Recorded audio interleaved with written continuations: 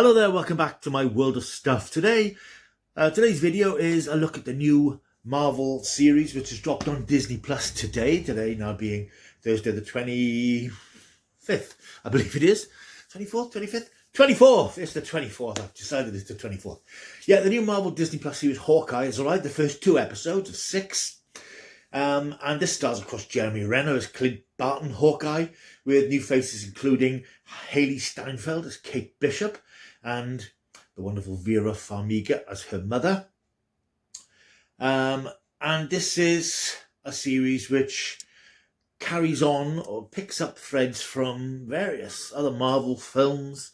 Obviously picks up from Endgame, where we last saw Hawkeye, once Thanos had been defeated, then battling with the rest of the Avengers to change time and undo the snap. During that battle, of course, he lost his best friend, Natasha Romanoff, the Black Widow. And this series sort of opens with him coping with the trauma of that. Obviously, it's some time later. He's trying to reconnect with his family, but he keeps seeing things that remind him of the past and Black Widow. And he's sort of a battle-scarred warrior. He's got some hearing problems, as episode 2 tells us, because of being in the proximity to so many explosions over the years and across so many films. And he's lost a friend, and he's just suffered. But this isn't just Hawkeye's story. And in fact, if you watch the first episode, you'd be thinking it's not even a Hawkeye story, because we're introduced at the very beginning to a new character, Kate Bishop, who's played as an adult by Haley Steinfeld. Now, the opening scene's very interesting, because it starts off with the legend 2012 comes up on the screen, and we sort of know where we are, because that's in Marvel Cinematic Universe chronology, where the first Avengers film took place, ending, of course, with that spectacular battle with Loki and the forces of the Chitauri aliens against the newly assembled Avengers. And this is set during that battle. We meet a young Kate who's listening as her parents have an argument, a domestic argument, which obviously deeply concerns her. Her father tries to reassure her, and suddenly outside in the streets of New York, all hell breaks loose, because the battle for New York is beginning. And obviously this young girl who's about 6, no, she's probably about 10 actually, I can't believe it. She must be about 10. She's terrified, she can't find her parents, and half the building is demolished, and she sees, and we see, part of the battle going on outside. And she particularly sees Hawkeye battling against the Chitauri, and that resonates with her. And we then flash forward to 10 years, where she's about 20, I assume about 2021. She's now a practiced archer herself, because she was inspired by seeing Hawkeye. She causes some demolition at I think it's the college that she's in. And she then ends up back in New York, reuniting with her mother, who's now the head of a top security organization. And she discovers that her mother has become engaged to a chap called Armand, who's a very plausible businessman, but she feels something not quite right about him, and she doesn't trust him.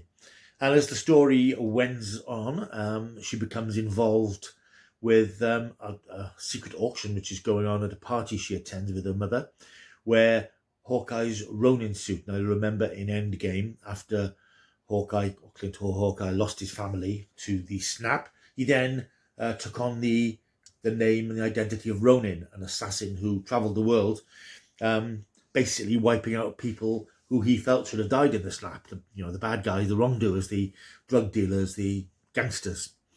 An identity that he eventually turned his back on when he reunited with the Avengers to fight Thanos. But that costume comes into the possession of Kate Bishop. She ends up having a fight with a gang of quite incompetent gangsters called the Tracksuit Gang.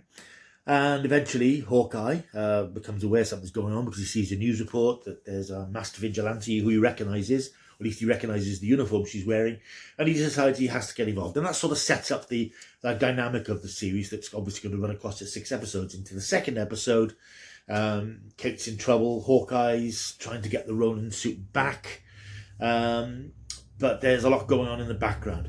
I really enjoyed these first 2 episodes. I like the Hawkeye character. I like Jeremy Renner. I think he's a good screen presence. Now, a lot of people were a bit concerned when this series was announced, especially when the content of it was announced, that it was going to be the story of Kate Bishop becoming the new Hawkeye. And I believe that this is an arc that's been visited in the comics. Now, as I've mentioned before, I don't read modern comics. I'm not familiar with that arc. But if that is what the story that they're telling, then the MCU is entitled to tell that story. But I think the main issue will be with the first episode, that we see a lot more of Kate than we see of Hawkeye. It's not the same in the second episode. I think it's a bit more level in the second episode. But this is because we're introducing Kate. Kate is a major player in this series. We have to spend some time getting to know her and her family and her relationships and her background, because we know all about Clint. We're catching up with Clint, but we're meeting Kate for the first time. So I've got no particular issue with that. Notwithstanding the fact the series is called Hawkeye, and the title sequence, it's a very good title sequence. I love seeing a good title sequence on a TV show. We don't get enough of them these days. Title sequence does focus on Kate and her training and things.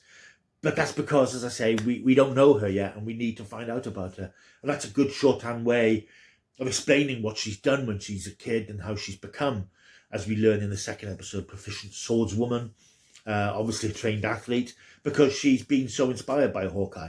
So I think that those critics who criticise the show for putting Hawkeye on the back foot, if you like, and making him a supporting player in his own show, have missed the point somehow.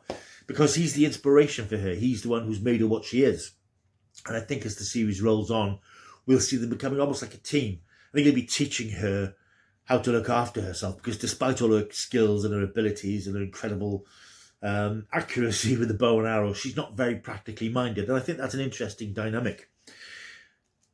Great performances as Jeremy Renner is great. He's got that sort of deadpan look about him. Somebody who's just world-weary, and everything that's going on is just exasperates him, especially in the second episode where he tries to track. Then there's quite an amusing sequence where he's tracking down the Ronin suit, which has come into the possession of a costume role player in a LARPer. I think they're live action role players. It's not my world, but that's what I gather they are. And they're doing this sort of reenactment of sort of sword and sorcery fight, and he gets involved, and that's quite amusing. But the way he plays it is, I can't be bothered with this. I just want the suit. He wants to get back to his family. He wants to reconnect with his family after what's happened in the past. He's promised to be with them at Christmas. But it's quite clear that that's going to be a bit of a struggle for him. So these are two really good introductory episodes. There's a lot going on. It's really well written. There's some great humour in it, as I've said. I love the scene where Clint and his family in the first episode have gone to a Broadway musical, and it's some sort of Avengers musical. And I think this is a little critique at how crass most modern musicals are, because it's just people shouting and singing words dressed in ludicrous costumes. These poor man's Avengers costumes. It's very funny. And there is a nice sense of wit throughout the whole thing. It's not the comedy I thought it was going to be. A lot of people have said, it's played for laughs, but it really isn't, because it is dramatic. But it does what Marvel does at its best. And I think over the last year or so, we've had a lot of Marvel content. This is the 4th live-action TV series. And the films are now branching into the whole multiverse thing. It's becoming a little more intellectually challenging, perhaps. I think you have to really pay attention with a lot of the stuff that's happening now, as all this multiverse stuff is opening up, as we're going to see with the new Spider-Man film and Doctor Strange 2 next year. But this is much more return to core Marvel values of a hero having adventures, obviously on a TV scale, so it hasn't got the massive spectacle of the films, but this means it can focus on the characters and tell a story that's about the people as well as the action and the adventure. And I think it's going to work really well. I thoroughly enjoyed these first 2 episodes. It does have that lovely festive treat feel to it, because obviously the whole background is Christmas. The first episode ends with "It's a Most Wonderful Time of the Year" by Andy Williams. Everything about it is there's Christmas trees and lights everywhere. It really captures that spirit of Christmas, just particularly as it's sort of experienced in America, where they do go over the top a little bit. So I think it's going to be a really nice winter warmer for the next 4 weeks in the lead up to Christmas, and I really enjoyed it. But if you go in with that sort of, it's all about the female character, not Hawkeye, you're going to set yourself up against it. You've got to go in and understand that we need to meet her and learn about her, and then Hawkeye gets involved.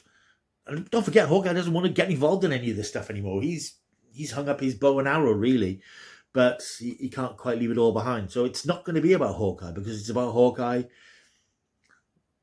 I don't know if she's going to be a replacement, there's some talk that she's going to be one of the young Avengers. I just don't know. But for me, I'm just glad. It's just nice to see one of the core Marvel characters back in his own show, doing his own thing, and in a story that looks as if it's going to be a lot of fun. So that's my take on Hawkeye episodes 1 and 2. Why not let me know what you thought of it? If you've seen it, leave a comment down below. Don't forget to like and subscribe. Give a thumbs up to the channel. Come back for more of this sort of stuff if you want to. Don't have to, but it would be nice if you did. That's it for me for now. I'll be back with some more stuff coming up very, very soon. Until I do, you know what they say. That's right. Keep taking the stuff.